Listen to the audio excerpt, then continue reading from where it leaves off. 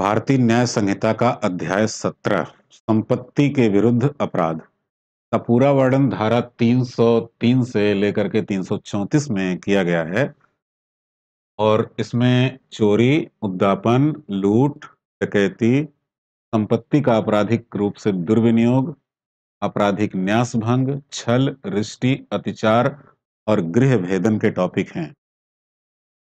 चोरी का मतलब होता है किसी के कब्जे में रखी गई वस्तु को, जो चल संपत्ति है, किसी के कब्जे में है, बेईमानी पूर्ण आशय से उसके कब्जे से हटा देना चोरी कहलाता है। उद्दापन का मतलब है किसी से कोई वस्तु से या उससे संबंधित किसी अन्य व्यक्ति को मृत्यु या उपहति यानी चोट का भय दिखा करके प्राप्त करना उद्दापन कहलाता है। ये उसी समय होना जरूरी नहीं है, बाद में भी हो सकता है। यानी वो संपत्ति या दस्तावेज या धन बाद में लिए जा सकते हैं। अगर यही उद्दापन, तो एक्सटॉर्शन बोलते हैं इंग्लिश में, अगर यही एक्सटॉर्शन या उद्दापन उद्दापित होने वाला व्यक्ति यानी जिसको भय दिखाया जा रहा है वो व्यक्ति सामने हो और जो डरा रहा है वो व्यक्ति भी सामने हो और संपत्ति को मौकाए वारदात पर तत्काल प्राप्त किया जाए तो इसको लूट कहते हैं। और लूट करने वालों की संख्या 5 या उससे अधिक हो जाए तो ये डकैती का अपराध हो जाता है। ये इस चैप्टर के गंभीर अपराधों में शामिल हैं: चोरी, उद्दापन, लूट और डकैती। इसी तरीके से संपत्ति का दुर्विनियोग यानी कोई संपत्ति जो आपकी नहीं है, कोई संपत्ति जो आपकी नहीं है, आप जानते हैं कि मेरी संपत्ति नहीं है, किसकी है इससे कोई लेना देना नहीं, बस आपको ये पता होना चाहिए कि मेरी नहीं है।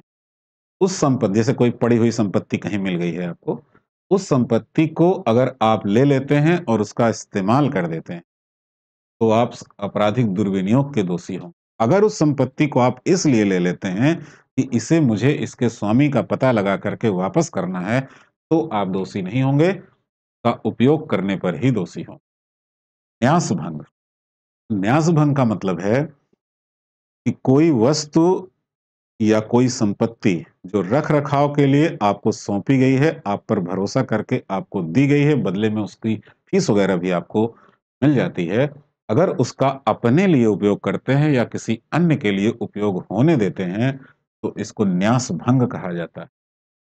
छल, किसी संपत्ति को गलत रूप में प्रदर्शित करके उसकी वैल्यू प्राप्त करना, धन या कोई संपत्ति प्राप्त करना गलत रूप में प्रदर्शित करके को छल कहा जाता है।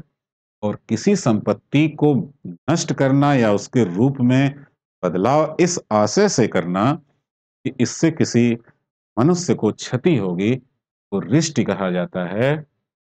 अतिचार, किसी संपत्ति पर वैध या अवैध रूप से प्रवेश करना और अवैध रूप से इसलिए बने रहना कि इससे किसी इंसान यानी मनुष्य को क्षोभ, ग्लानि या भय उत्पन्न हो तो इसे अतिचार कहते हैं। सामान्य भाषा में इसको कब्जा बोलते हैं। गृह भेदन, यही अतिचार अगर किसी घर में किया जाए, 6 तरीके इसके बताए गए हैं, 6 तरीकों से किया जाए तो इसको गृह भेदन कहते हैं।